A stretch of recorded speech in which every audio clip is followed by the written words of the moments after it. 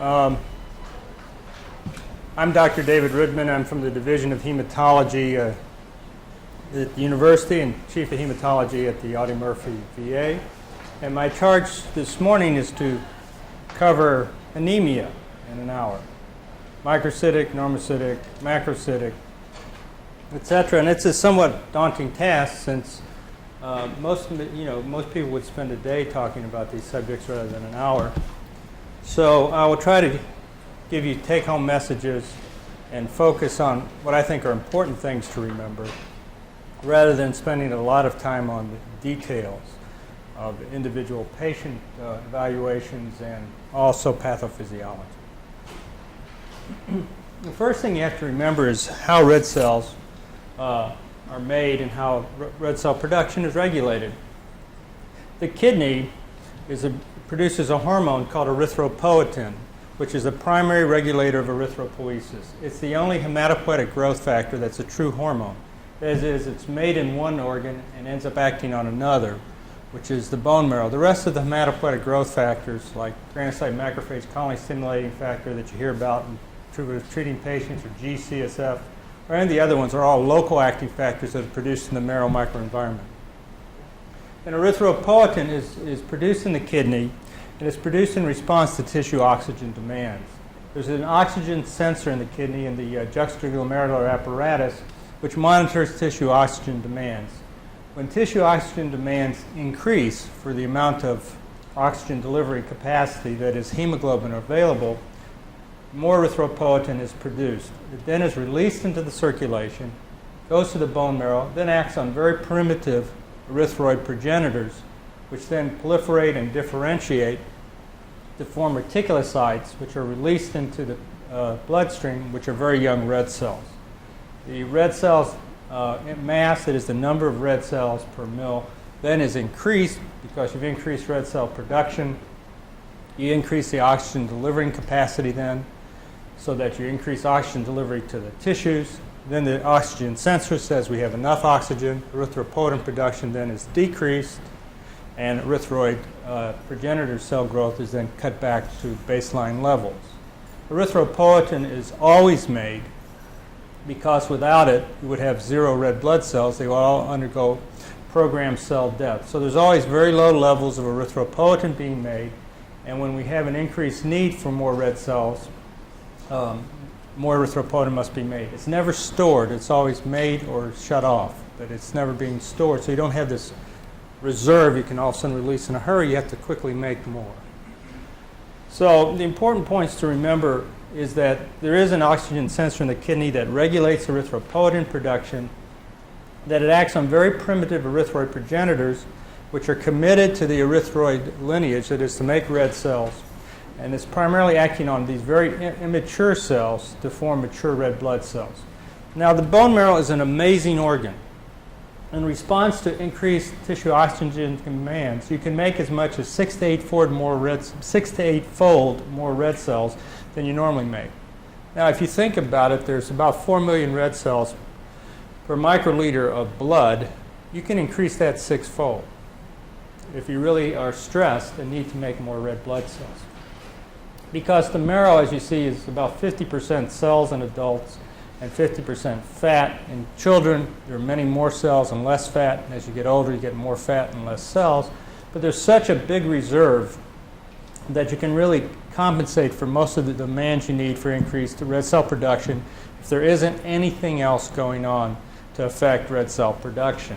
And today we're really going to focus on things that can affect red cell production so that you cannot compensate for increased tissue oxygen demands.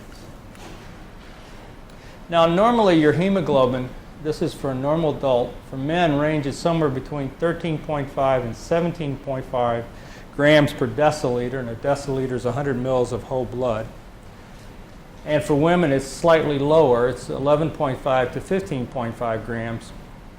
And the total number of red cells per liter is in the 10 to the 12th level. Per liter or per microliter is in millions. And it's, and you have similar ranges for men and women. Your hematocrit runs somewhere between 40 and 52% if you're a man, and 36 to 48% if you're a woman. And the size of your red cells, the normal size is 80 to 95 FL. And we'll talk about microcytic anemias where the size of the red cell is much smaller, and macrocytic anemias where the MCV, the size of the red cell, the mean corpuscular volume, is markedly increased. And then you normally don't have a lot of very young red cells, reticulocytes, floating around in your blood. Only of your total hematocrit, it should be 2%. It's 0.5 to 2% if you have a normal hematocrit. Now, anemia is what we're really going to focus on, is defined as an abnormally low red cell mass. It has nothing to do with your hematocrit or your hemoglobin, because those are concentration values, and that's the amount of red cells or the amount of hemoglobin per unit volume. So anemia is really a decreased red cell mass, that is amount of red cells circulating, because patients with low hematocrits can have those decreases due to increased plasma volume rather than a decreased red cell mass. And the best example is pregnancy, where you actually make about twice as many red cells as you normally do, but your plasma volume goes up threefold, so that your hematocrit actually is in the 30% range, but you're not anemic. Similarly, patients who are elderly, who have congestive heart failure and increased fluid retention, can have a normal red cell mass, increased plasma volume, and they're really not anemic. So it's a decreased red cell mass is what anemia is.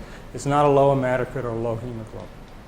But measuring red cell mass is not a straightforward procedure, and usually the hematocrit or hemoglobin values reflect the red cell mass in most patients. But you have to keep in mind that in certain disease processes where you increase plasma volume, you can have a low hemoglobin or hematocrit and still not be anemic. Now, the other important point to remember is anemia is not a specific sign of disease, and it's not a specific diagnosis. So you say somebody's anemic, it doesn't say anything except they have a low red cell mass. It doesn't tell you why they have it. It doesn't tell you what you should do about it. It just tells you that they don't have a normal red cell mass.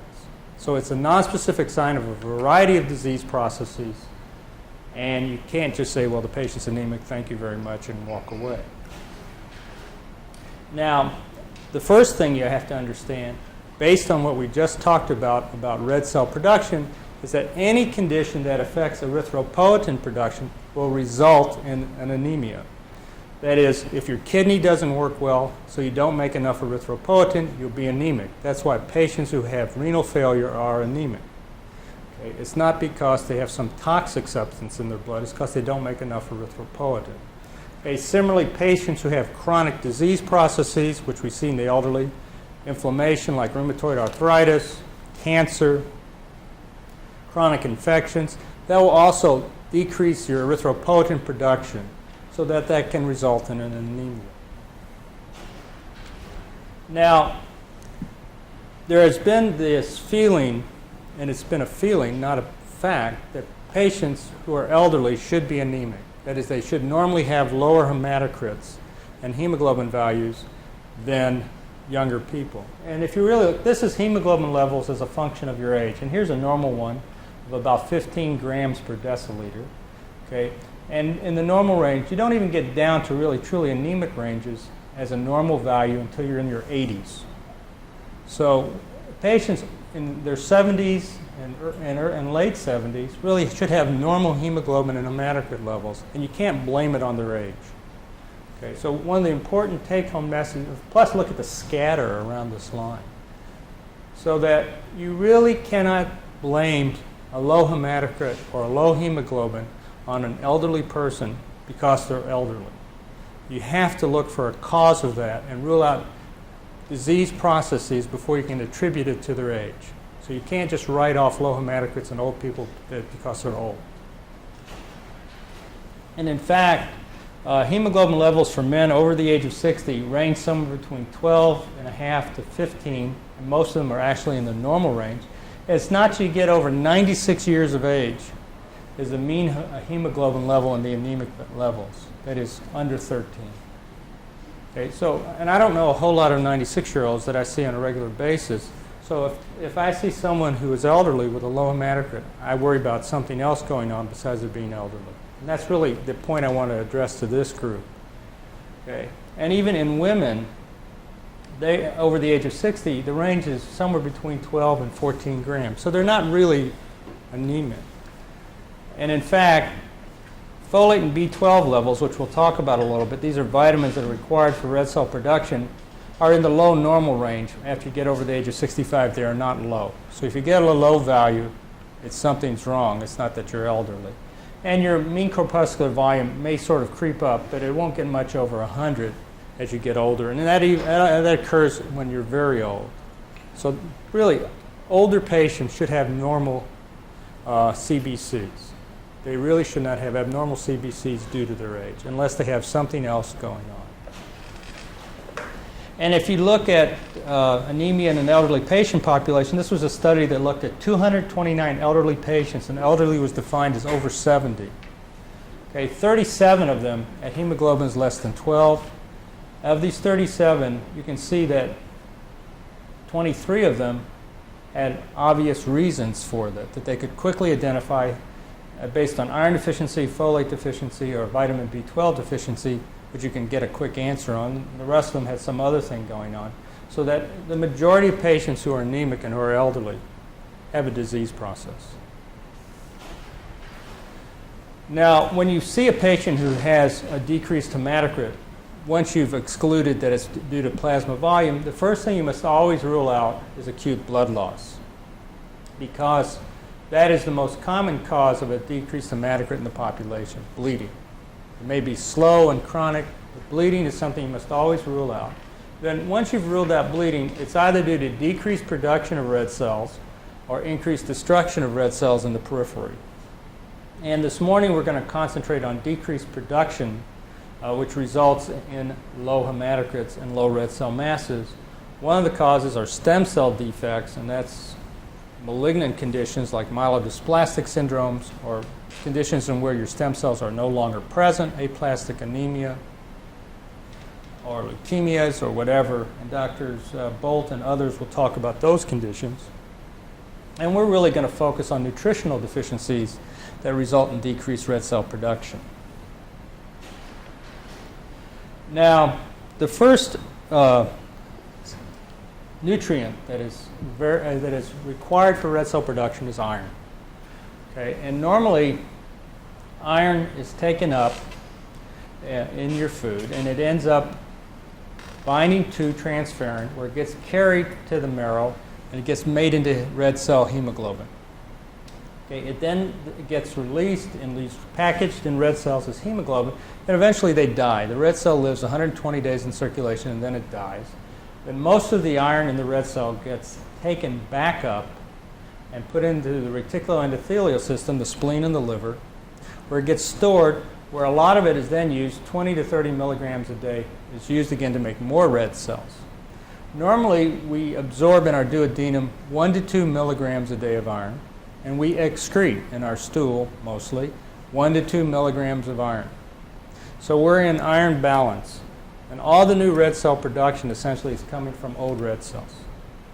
So that dietary requirements for iron are about 1 to 2 milligrams a day, because that's what we need to excrete.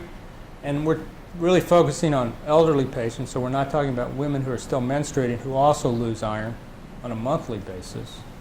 But most of the patients you people see in geriatrics are postmenopausal or very close to that. Okay, I'm having trouble reading it. I don't know if my focus or your focus is out, but let's see, I don't know. I can't control it. Now, iron is absorbed mostly in the duodenum, so if you've had surgery to your duodenum, you can affect iron absorption. And most of the iron used for red cell production comes from old red cells. So it's a very efficient system. Now, so 2/3 of your total body iron stores are located in your red blood cells. A quart of it is stored in storage forms of iron, which we'll talk about. The remainder of it is in iron-containing enzymes like myoglobin and all the mitochondrial enzymes, and some's floating around in the plasma bound to transferrin. I told you 1 to 2 milligrams are absorbed, 1 to 2 milligrams are excreted. And this should be, I'm sorry, the one should be about 25 milligrams of iron is needed daily for red cell production. Now, once you absorb iron, it gets bound to transferrin, and then it gets taken to the marrow where the iron is released from transferrin, and then it gets incorporated into heme to form hemoglobin when it gets combined with globin chains made in the red cell. Now, heme production is dependent on a variety of enzymes, and we won't go in today. Defects can affect that, but if you affect, for example, delta aminolevulonic acid synthesis, you'll affect heme production, so you'll affect hemoglobin production, and this occurs in a disease which we'll just mention called sideroblastic anemia. So your iron gets in, it ends up in hemoglobin, and the red cell ends up being just a bag of hemoglobin.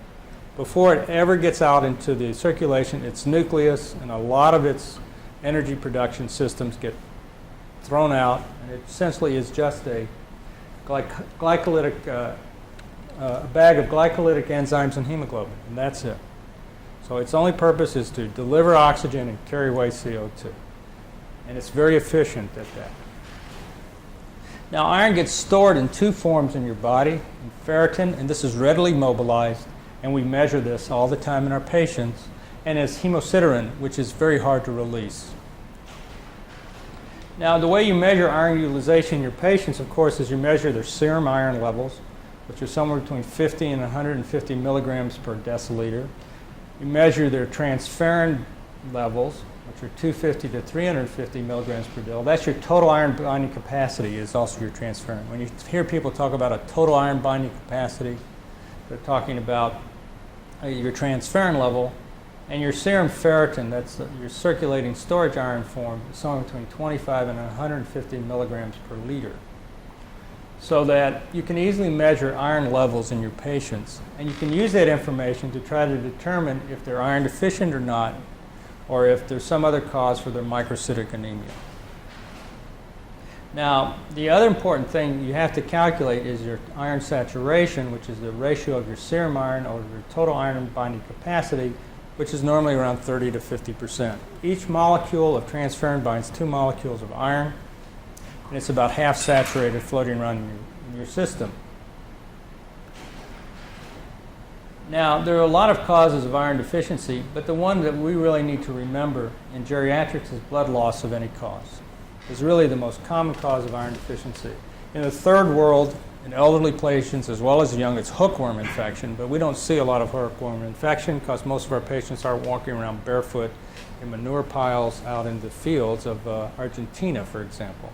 So really, it's blood loss for any cause. Pregnancy is another cause, but not in geriatrics, we hope. So the pregnant patient has a symbiotic relationship with the fetus. The fetus then needs all the iron it can to grow, so women need increased iron when they're pregnant in order to maintain fetal growth. Because the fetus will take the iron whether she takes it or not, so the pregnant patient needs more iron just to maintain her own iron levels. Okay, there's a variety of other causes which we won't go through today. Now, nutritional deficiency of iron is always brought up in elderly patients. You know, patients who live in nursing homes or live by themselves. It's almost impossible for an elderly patient to get nutritionally deficient of iron. There's so many things that are iron supplemented. Your bread is iron supplemented. A lot of foods have iron in them that you really have to think they're bleeding. It's only in pediatrics that you see nutritional iron deficiency because they're growing so fast that they can't keep up with their need for iron. Now, as I told you, the most common cause of iron deficiency is bleeding in adults. In men and postmenopausal women, it's gastrointestinal bleeding. In premenopausal women, it's gynecologic bleeding. And everywhere else, it's hookworm. Now, patients who are iron deficient will present with the following symptoms. They're just symptoms of anemia. There'll be fatigue, irritability, decreased exercise tolerance because they have a low ability to deliver oxygen to tissues. Okay, they may have spoon nails called colonicii. They'll have pallor if they're really anemic, and they'll have chylosis, which are little fissures on the sides of your mouth. And if you see, this is a patient who has severe iron deficiency. She's about 65. Okay? And you can see she looks extremely pale. If you look carefully, you can see that her conjunctiva are even pale, and I'll show you that a little more. Here you can see these are pale conjunctiva or conjunctiva. And if you look at your own hand, you see the creases in your palms are always nicely red if you're not anemic. And in these patients, the palmar creases are very pale. and don't stand out. So that's another sign that they're anemic. It doesn't tell you the cause. They can have brittle nails, and if you look at their nails, they're kind of look like they've been chewing them, but then they don't. And if it's really severe, you'll see colonychii or spoon nails. Look, they have little spoons. But this is really long-standing severe iron deficiency that's untreated before you'll see that. This is chylosis, where you have these little fissuring at the sides of your mouth when you're iron deficient. And in these patients, they will have, if they have long-standing iron deficiency, a hyperchromic microcytic anemia. That is, they'll have pale, small red cells. And they'll have a decreased serum iron because they're iron deficient. They'll have an increased transferrin level, which will be greater than the normal upper limits of 350. So they'll have a low iron, a high TIBC, so that the percent saturation will be low. The denominator is going up, the numerator is going down. So that's why calculating the iron saturation helps you try to figure out what's going on with the patient. And if you measure their serum ferritin levels, they will be low. They'll be less than 10 nanograms per mil. They'll have a normal reticulocyte count because if they were able to make red cells, they would elevate the reticulocyte count in response to their anemia. That is, they'll put out a lot more young red cells, but because they have a nutritional deficiency, they can't make it. So a normal reticulocyte count is inappropriate for an anemic patient. They should be trying to respond to their anemia, but they can't because they can't make red cells. Excuse me. You look at their bone marrow, and they'll have absent iron stores in the marrow, and they may also have an increased platelet count. Now, if you look at the peripheral smear, you'll see these very pale red cells. You'll see some abnormal shapes, these cigar forms. You may see some teardrops. And these cells will be very small compared to normal red cells. A normal red cell should only have a third of its surface being empty, that is having central pallor. But if you're iron deficient, you just get this nice little rim of hemoglobin instead of a lot of hemoglobin you'd see in a normal cell. And you look closer, you can see that the central pallor should only be about this much, but this is like 2/3 or more of central pallor. You have all these little forms. You may see increased platelets as well. And if you look at the CBCs of a patient with iron deficiency, they'll be anemic, of course, so they'll have a low hemoglobin, a low red cell count, a low hematocrit. They'll have small red cells. The reason why they have small red cells is that the red cell size is a function of hemoglobin concentration, because you want to keep hemoglobin concentration normal as much as possible, so you continually make smaller red cells to try to maintain hemoglobin concentration per cell until you get to the point where you can't make enough hemoglobin and you end up with small pale red cells. First you get small cells and then you get pale cells. And we'll talk about that in a minute. They'll have a normal reticulocyte count, which if you correct it for how anemic they are, will be inappropriately low. The white count will be normal and they may have an elevated platelet count. Now what happens when you develop iron deficiency, the first thing that ever happens before you ever get anemic is you lose your marrow iron stores. After that happens, and you've lost all forms of storage iron that are available for red cell production, then your serum ferritin falls to the low range. Then you develop a normochromic normocytic anemia, so that you have normal sized red cells, normal hemoglobin concentration, just have less of them. So you have a normochromic normocytic anemia. Okay. Only after you've had iron deficiency for a while will you then get a microcytic anemia. That is, the cells will get smaller, trying to maintain hemoglobin concentration per cell. And after you've reached the point where you can't even do that anymore, you'll get a microcytic hypochromic anemia. So that you can have a normal size and shape of red cells and still be iron deficient if you're early enough in the process. But the important points to remember, this is another statement of the stages of iron development of iron deficiency. You're not iron deficient if you have detectable marrow iron stores. If you look through a patient's chart and you see trace iron or decreased iron stores in the marrow, they're not iron deficient. They should have absent iron stores. And you can be iron deficient with a normal MCV and normal MCHC, that is a normochromic normocytic anemia, and only after long-standing severe iron deficiency do your red cells become hypochromic. that has become pale. So the way to diagnose iron deficiency, please excuse the typo, is to examine the peripheral smear, get a serum iron, total iron binding capacity, and a ferritin. And because blood loss is the one we're trying to worry about, either due to bleeding from ulcers, tumors, or a variety of other causes, inflammatory bowel disease or whatever, you should look for blood loss in the stool and urine by testing for occult blood. And the patient should have, if they are iron deficient, should have a GI and or a GYN evaluation if it's appropriate. So what do we do for the patients who are iron deficient? The cheapest, and I still think the best treatment, is ferrous sulfate or ferrous gluconate for 6 to 12 months, because you have to replace iron stores as well as continue red cell production. Now, if you read the package inserts, it says don't give it with meals. Okay? I don't follow that, because if any of you have ever taken iron on an empty stomach, your patients will not take it. It upsets their stomach. So I give it with meals, because better they should take some and absorb 50% than not take any. Okay? And the way I do is I start out with 1 pill a day of iron, because it comes as a 300 milligram tablet, and then 2 pills the next day, and then the full 3 the third day with meals. And you can add ascorbic acid to increase iron absorption. But I realize that that is blasphemy as far as what you're taught about how to treat patients with iron tablets, but my experience has been they don't take it unless they take it with a meal. And if they cannot tolerate oral iron, or they're so iron deficient and that you need to do something about it in a hurry, you can give iron intravenously or intramuscularly as Inferon, and you can calculate the dose they need by finding out how low their hemoglobin is from normal by times their body weight. And this formula is in the PDR. You don't have to memorize it. I look it up every time. And I really rarely, if ever, use parenteral iron.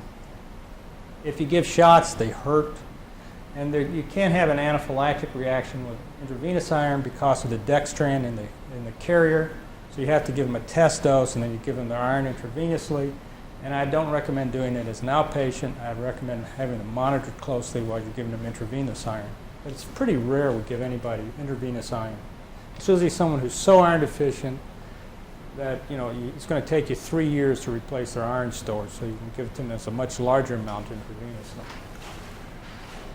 Now, what happens when you start people on ferrous sulfate, and this is 200 milligrams of elemental iron in this tablet. It's not a 200 milligram tablet, because in the US it's a 325 milligram tablet. This is their hemoglobin, this is a reticulocyte count. What happens is after about a week you'll start seeing an increase in their hemoglobin, but the first thing you'll see is an increase in their percentage of young red cells, reticulocytes in their circulation at about a week.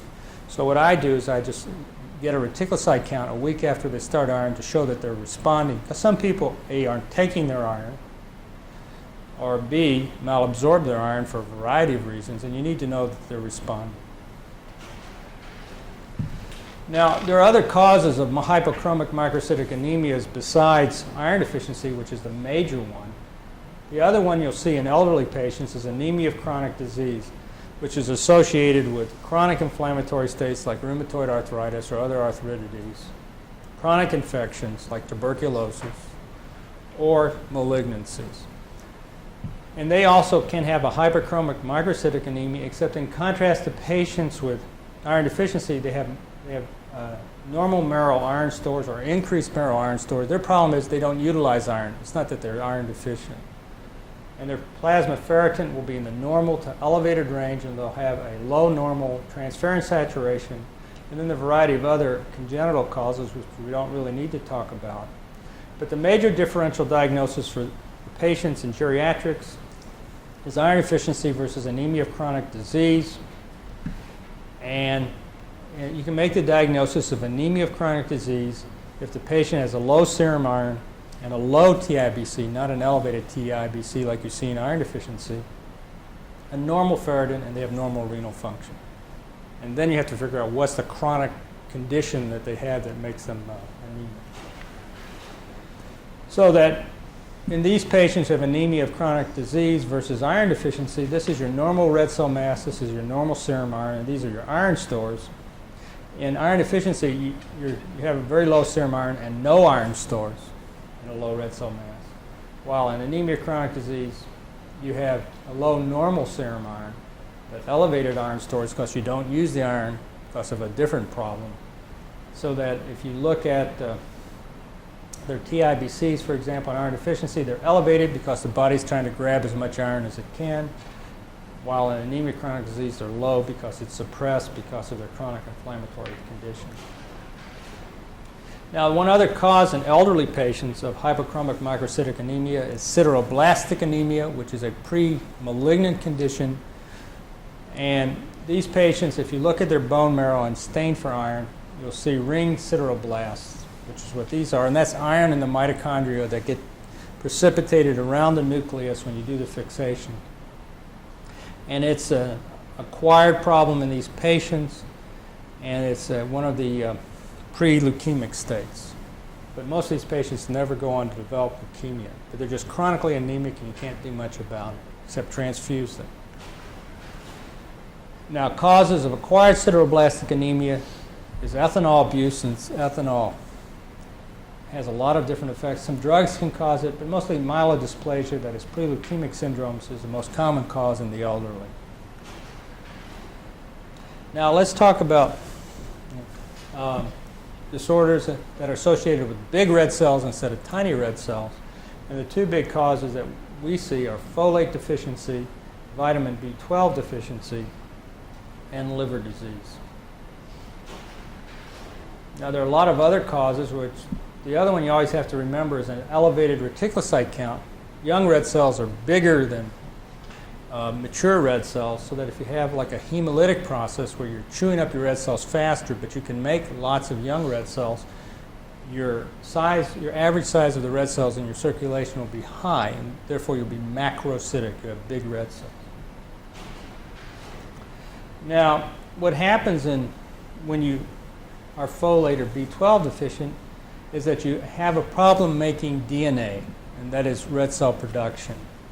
Normally, you take in folate in green vegetables.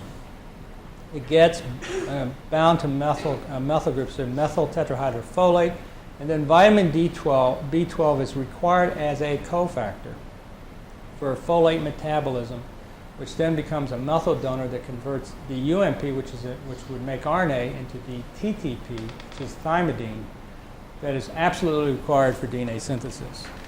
The point of this slide is not for you to measure how to metabolize, or remember how to metabolize folate, how it gets absorbed and where it happens to it. It's that B12 and folate are interrelated, so that a deficiency in either one gives you the same problem: decreased DNA synthesis and decreased red cell production. And the reason why that's important is you can't differentiate between folate or B12 deficiency based on what the cells look like, because they have the same problem. But the cause is different, and the treatment is different, and the sequelae of folate versus B12 deficiency are markedly different and can be life-threatening. B12, in contrast, you take in, it gets bound to intrinsic factor in the stomach, so that if you have major surgery on your stomach and don't make intrinsic factor, you will become B12 deficient, because you won't absorb B12. It then goes down to the terminal ileum where it gets absorbed, gets bound to a carrier protein in the blood, and then gets stored in the liver where it gets released for red cell production, as well as for a variety of other things. Now, megaloblastic anemias, that is big cells, megaloblastic, you have big cells, result from impaired DNA synthesis from a variety of causes. You end up with a macrocytic anemia, that is, your MCV is elevated, and you have ineffective hematopoiesis because you have something wrong with DNA synthesis, so you can't make cells as well as you like to. The cells are abnormal, so a lot of them get destroyed in your bone marrow rather than even getting out. And you cannot differentiate the cause of a macrocytic anemia by its morphology, because they're all due to the same problem: DNA synthesis to make more red cells. And this is a lady with pernicious anemia. And she's a classic patient with pernicious anemia. She has this sort of lemon yellow complexion, silver hair, blue eyes, because a lot of them are Scandinavians. She was a blonde as a young, must have been a knockout when she was about 20, right? But now she has pernicious anemia, and it's a genetic disease. And it's due to a problem with intrinsic factor. And you can see she's anemic. Her mucous membranes are pale.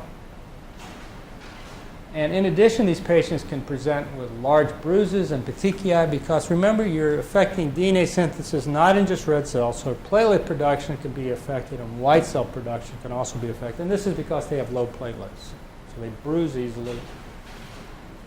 They can have this glossitis because, again, you know, you're having trouble making cells. And other hematologic features, which you really don't have to remember too much, except this one, is hypersegmented neutrophils. That is, they have more segments in their neutrophils than they're supposed to. Most neutrophils have 3. These patients have white cells that have, I'll show you a picture in a minute, 4, 5, and 6 lobes.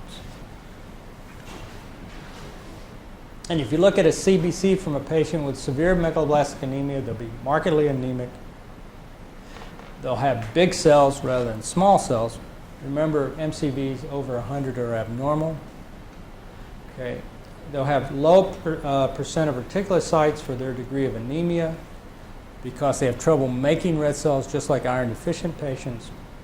They may have low white counts and low platelet counts because they have problems with DNA synthesis in every cell of the body. And if you look at them, they'll have, if they're folate or B12 deficient, they'll have oval macrocytes. These are huge cells. They look like footballs. If their macrocytic anemia is due to liver disease or any other cause, they'll have round macrocytes, and that helps you a little bit in trying to look whether it's B12 and folate versus some other cause. And they'll have hypersegmented neutrophils.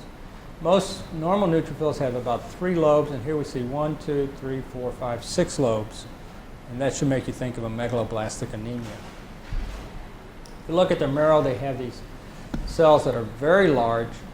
In addition, they have what's called nuclear cytoplasmic asynchrony, which means they have a very mature cytoplasm and a very immature nucleus, and that's because they have a problem with DNA synthesis and not RNA synthesis. So they make all the proteins they want, but their nuclear division is screwed up. And in addition, other cells will also be abnormal. These are megakaryocytes that make platelets, and they have lots of segmentations of their nuclei, and they shouldn't look like that at all. And so that they'll have abnormalities both in production of all cell lines in the hematopoietic system. They'll have trouble with making gastrointestinal cells that line the lower intestine and the small intestine because those cells turn over rapidly also. And they can have other problems, which we'll talk about in a minute. As I told you, folic acid comes from leafy vegetables, yeast, and liver.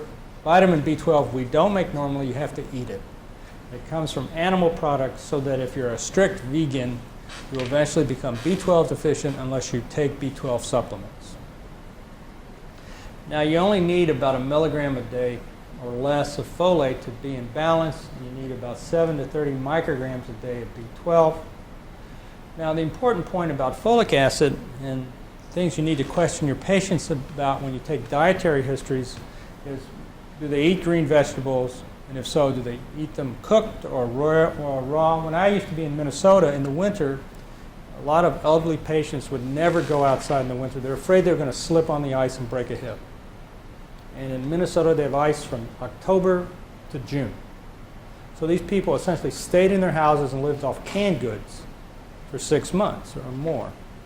And then they cooked these vegetables for about a half hour because the dentition wasn't too great, so they were gumming everything. And they come in with severe folate deficiency because they cooked all the folate out of because folate's heat labile, so they destroy all the folate. They wouldn't eat fresh vegetables. They become folate deficient. And you'd see at least a half a dozen of them a year. And in contrast, B12, you have to eat it, but it's in all animal products, and you carry around about a 6-year supply of B12 in your liver, So it takes you a long time to get B12 deficient. You only have about a 3-month supply of folate stored up in your body. So 3 months without folate and you become folate deficient.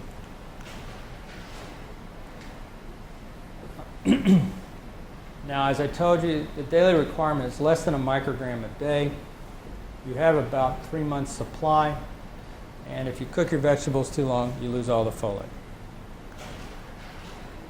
Now, there's a lot of causes of folate deficiency, including impaired absorption because you have something wrong with your small bowel, blind loop syndromes, intrinsic small intestinal disease. You don't utilize it properly, and that occurs if you drink too much, you compete for folate. Or if you're vitamin B12 deficient, remember I told you the cells in your small intestine also turn over rapidly, so if you're folate deficient or B12 deficient, you'll malabsorb either one. Drugs will do it, and of course increase utilization. If you're pregnant, the fetus needs folate to grow, and it will take your folate. So that's why pregnant women need iron and folate supplementation. If you are making red cells at a breakneck speed because you're destroying them, you'll run out of folate to make your red cells, and there's a variety of other causes. Now, why do you become folate deficient if you drink too much? It's because, one, all your calories are ethanol. I don't know too many drunks who have salad with their gin. Some do, but most don't. Ethanol is toxic to your intestinal mucosa, so you malabsorb folate. And in addition, ethanol blocks folate utilization in your bone marrow. So they're a triple whammy if you drink heavily as far as becoming folate deficient. Now, B12, as I said, is synthesized only by microorganisms, so you have to get it by eating animal products. You need a microgram a day. You have 3 to 5 milligrams, so you have somewhere around a 4 to 6 year store of it in your liver. It's absorbed mainly in your distal ileum, so you have inflammatory bowel disease affecting your distal ileum. You'll become B12 deficient. It requires intrinsic factor to be absorbed, so that you need intrinsic factor, which is produced by the parietal cells in your stomach in order to absorb oral B12. And it then complexes with transcobalamines, which are carrier proteins in your plasma, which then deliver it to wherever it has to go. So that we won't go through this too much, you just need to remember that B12 is absorbed in the terminal ileum. You have plenty of it around, so that you have to really be a strict vegan for about 5 years without taking any supplements in order to become B12 deficient. And you need intrinsic factor to absorb B12. Now, there are a variety of causes of B12 deficiency. Total gastrectomy, of course, will wipe out your intrinsic factor. So patients who undergo major surgery of their stomach where they lose part of it eventually are going to need B12 supplementation. Pernicious anemia, which is a genetic disease, which is not all that rare, and as you get older, you quit making intrinsic factor. And it's an autoimmune problem. You make anti-intrinsic factor antibodies, which essentially destroy the intrinsic factor. And then there's a variety of intestinal disorders, regional enteritis, blind loops, fish tapeworms. If you eat raw fish and live in Scandinavia, you have a competitor for B12 absorption. The fish tapeworm takes it up faster than you do, so you become B12 deficient. But I haven't seen a case of it yet at the Audie Murphy VA. Now, it's important to differentiate between folate and B12 deficiency because you have a lot of neurologic problems associated with B12 deficiency that you won't see with folate deficiency. And the thing you have to remember is if you get a neurologic change associated with B12 deficiency, it can be permanent, even if you give the patient B12 afterward. It will stabilize, but it might not, in fact, mostly will not get better. And the reason why you get neurologic changes with B12 deficiency, that B12 is required for myelin synthesis. Okay? So the patients will present with distal paresthesias, tingling in their hand and loss of vibratory sense in their hands and their feet, stocking glove peripheral neuropathies, impaired position and vibratory sense. They can eventually develop spastic ataxia, motor weakness, and paraparesis. And you can also have megaloblastic madness. That's why everyone in the psychiatry units gets a B12 level when you come in if they're manic. But it's fairly rare to have this. These other problems can be devastating, and if B12 deficiency isn't recognized. And the reason why they get this is that they get degeneration of the lateral horns and lateral columns, so that, and this is permanent, it doesn't get better. So you can end up paralyzed with B12 deficiency. So how do you determine if patients are B12 deficient? You use the Schilling's test, named after Dr. Schilling, who's still alive at the University of Wisconsin. God knows how old he is now. And the way it works is it asks, can you absorb, the question the test asks, can you absorb oral B12? That is, do you have intrinsic factor? Okay. If I give you a large dose of intramuscular B12 so that I sort of occupy every B12 binding protein and receptor in your body, and then I measure if you excrete this labeled dose of B12 in your urine. So it means you have to take it in, absorb it, and pass it out of your urine. So the way you do it is you give a tracer dose as a radioactive B12 orally. You inject a flushing dose of non-radioactive B12 to force this oral dose not to be taken up in your red cells, but to be excreted if it's absorbed. Then you measure excretion of this radioactive substance in your urine. And normally it should about somewhere between 9 and 12% gets excreted in 24 hours.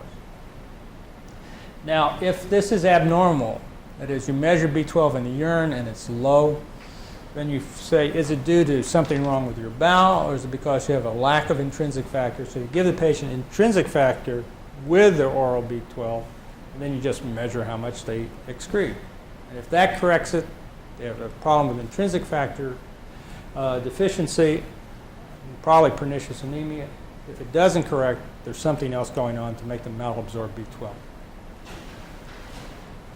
Now, the way to evaluate a suspected deficiency of B12 or folate is you measure the serum B12 levels and the red cell folate. Measuring serum folate levels is a waste of time, because if you are folate deficient and I feed you a terrific meal when you come in the door to the hospital, and then I measure your serum folate, it can be normal. But your red cell folate reflects your folate intake over several months, because the cells have been circulating for a long time. And they were made 120 days before that you see them, or somewhere in that range, between 0 and 120 days. So it's a better mark of what you've been doing over the last several months. If your serum B12 is normal and your red cell folate is low, you have folate deficiency. If your serum B12 is low and your red cell folate is normal, then you have B12 deficiency, and you have to figure out why. Is it because you have a lack of intrinsic factor, or something wrong with your small intestine, or you have a fish tapeworm, or whatever? And you work it up. Now, the problem you usually run into is that most patients who have either one of these deficiencies have both a low serum B12 and a low red cell folate. And that's because, as I told you, the lining cells in your small bowel are rapidly turning over, and if you have something that screws up DNA synthesis, you'll affect the production of these cells and you'll malabsorb both. So because you have neurologic problems with B12 deficiency that you don't have with folate deficiency, you need to do a Schilling's test to make sure they're not B12 deficient, that they're just folate deficient. Now, the other thing, which you'll see the neurologists do a lot, is you'll see a patient has a normal B12 and a normal red cell folate, but they'll have neurologic symptoms, and you can't have neurologic symptoms without being anemic. So they will do a Schilling's test in those cases just to rule out a treatable cause of the neurologic problem, which is B12 deficiency. Now, how specific are all these tests? As I told you, morphologic examination of the peripheral smear won't differentiate between B12 or folate deficiency because they end up with the same end problem, problems in DNA synthesis. So they look the same. A low serum B12 won't help you because I told you if you're folate deficient, you'll malabsorb B12 as well as folate. Low red cell folate, for the same reason, won't help you. A Schilling's test will tell you if you're B12 deficient. If you're malabsorbing B12, as I told you, in pernicious anemia, patients make anti-intrinsic factor antibodies. They're B12 deficient because of that, and that's a specific test. This other one no one ever measures, so we won't worry about it. Now, what are causes of misleading serum folate and red cell folate values? Serum folate, I told you, is recent dietary intake. Red cell folate, if you're B12 deficient, is the most common cause. And it can be falsely normal if you're early folate deficiency or recent blood transfusion where you give somebody good cells and then you measure red cell folate. Now, causes of misleading B12 measurements, of course, are folic acid deficiency, pregnancy, a strict vegan who's not taking in much B12, and you can get falsely normal ones if someone's been getting B12 shots from their local doctor to make them feel good once a month, which is not uncommon, problems with the assay, and a variety of other causes. So what do we do for patients who are iron deficient or are megaloblastic? As I told you, if they're iron deficient, you put them on 300 milligrams 3 times a day for 3 to 6 months, not QD, it's TID, 3 times a day for 3 to 6 months because you have to replace iron stores. Folate, they just take 1 pill a day for 4 months to restore their stores. If you're B12 deficient, usually it's because you have a problem you can't correct, so these patients will need parenteral B12, that is a shot once a month once you restore them to a reasonable level in the hospital, usually for the rest of their life. Now, what can you expect if you start treating patients with megaloblastic anemia? Their symptoms should improve in 48 hours. If you look at their bone marrow, all those abnormal big cells will get better in 48 hours. And some of the changes that they have in their bone marrow cells may take as long as a week to go away. But the other thing you have to worry about is that your serum potassium will fall when you start treating B12 deficiency. In elderly patients who have cardiac arrhythmias and other problems, you have to worry about that. And if you're elderly and I start you on B12, I tend to keep you in the hospital for at least 24 hours to make sure your serum potassium doesn't fall. And the reason your serum potassium falls is you start making lots and lots of cells, and potassium is an intracellular ion, and so you can really get into some problems, especially patients who are on chronic diuretics and already have borderline serum potassiums. Now, you should see a reticulocytosis, and that is an increase in your reticulocyte count in about 4 days. The elevated LDH and bilirubins that you see in these patients because their cells are being destroyed in the bone marrow will correct within a week. It'll take 1 to 2 months to correct their anemia. But as I told you, if you're B12 deficient, your neurological problems may not improve and probably won't, but they won't get worse. So it's important to diagnose B12 deficiency. And this is a patient who gets put on B12. This is their hemoglobin. You see it takes a couple weeks for it to even really take off. It takes you about a week for your reticulocyte count to go up. They have an increase from their low platelet production to the normal levels, and their white count will go up if it's low too. On that note, we have 2 minutes for questions, and I thank you for your attention. Any comments? Thank you so much. You really focused in exactly on what I hoped you would. Any comments? Any discussion? Yes. Sure. Sure. I work in skilled nursing and I meet a lot of people, knee patients. We give What kind of patients total themselves? hips and Yes, something. right. And we give those folks iron twice a day and they stay on it for a month afterward. Is that really helpful to them? If they're- I think it's because the reason they do that is they have blood loss and they don't want to transfuse them, and they're just trying to replace what they lost. Do I think that, Does it actually speed the process? unless they're iron deficient, if they have enough iron stores, I don't think Then it's going to you're matter. not helping them really. You just- No, but if they've lost a lot of blood, it makes it easier, and you'll just replace what they've lost, because you may bleed enough to lose sufficient iron to become iron deficient. That's why they're doing it. Now, they're doing it prophylactically most times, is what I think, but I'm not an orthopedic surgeon. I don't ever see iron levels done on any of them. No, it's just part of the routine. It's like prophylactic antibiotics before surgery. There's certain things people do, and they don't document why they did it. It's just sort of part of what they do because they've seen these problems in the past, and I don't fault them for doing it because I don't take care of those patients, and I don't, except when they call me. So I think that's what they're trying to do, to sort of make up for the blood loss during surgery without having to transfuse them.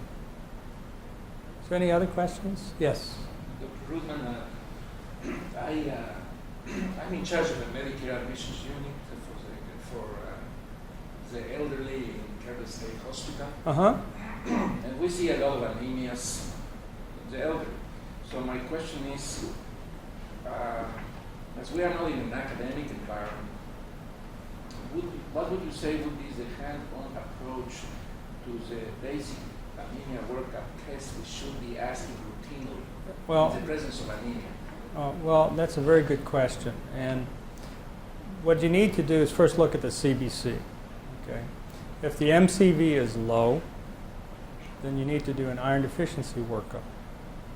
Okay? If the MCV is normal, then you need to probably measure iron, B12, and folate, because you don't know if it's a mixed anemia, or if it's early iron deficiency, or if it's anemia chronic disease. But these patients, whether they're normochromic, normocytic, or microcytic, need a serum iron, TIBC, or UIBC, depending on what your hospital measures. And I'd get a serum ferritin, and that'll help you differentiate anemia chronic disease from iron deficiency. If they're iron deficient, then you have to work them up for blood loss. Okay, if they're macrocytic, you don't need to order irons. I mean, that's a waste of money and all that. You need to order a serum B12, a serum folate level, and if those are in the normal range, then you need to call a hematologist or somebody else to figure out why they have a macrocytic, because they probably have a refractory macrocytic anemia and they need to get a bone marrow, they need to be worked up for a myelodysplastic syndrome. But I mean, just a routine screening. If they're macrocytic, you have to rule out B12 and folate deficiency. Once you've ruled that out, then you need some help. Okay? We had one here, and then I'll go there. Yes? How, after you replaced iron store or treating with iron for 26 months, do you recommend checking ferritin levels before stopping the iron, or just assume that it's been replaced? Well, what I do is I make sure I've identified the cause of the iron deficiency, and if I've treated that, no, I don't check them again. If the patient is a chronic bleeder, like there's some people who you can't fix their problem. Okay, they have Osler-Weber-Rondeau or chronic telangiectasias of the whole bowel, and they chronically bleed, and you've given them replacement, and their hematocrit is normal. Then I check a ferritin on those people, but usually I don't, because usually you figured out they have an ulcer, they have cancer, they have hemorrhoidal bleeding, and they have some cause of bleeding that you can find. We've had a lot of folks that have had GI bleeds, and so they're on omeprazole, which might increase the absorption, and they'll replace their hematocrit, and then we're not sure if they're... Well, then you can check their ferritin. It's a reasonable approach. Okay, there's a question in the back. Just about the dose of the iron. It was a controversy before. It was enough one pill. Oh, no, it's 3 pills a day. I start them off 1 pill the first day. You have to build up a tolerance for it. It really upsets your stomach. That's why people use ferrous gluconate and all kinds of other kinds of things. But they just cost more money. Ferrous sulfate works and it's cheap. You just have to, I have people take it with meals, even though you're not supposed to, because it's like, you ever put somebody on an antibiotic, you think they're going to take it, and then they tell you, no, I had such cramps from this stuff, I'm sorry I couldn't take it. And that's what they'll tell you with iron. They won't tell you because they're trying to be nice. No one's going to tell you didn't take what you told them to take, or she told, Patients want you to like them, so they try to accommodate your request. But if you make a request that makes them miserable, they just put it away. So it's better that they take iron with their meals and absorb some than not take any. It's sort of a bottom line approach to medicine. Any other questions? I don't want to take anything from Dr. Bolt's time. I thank you again for your attention, and good luck with the rest of your conference.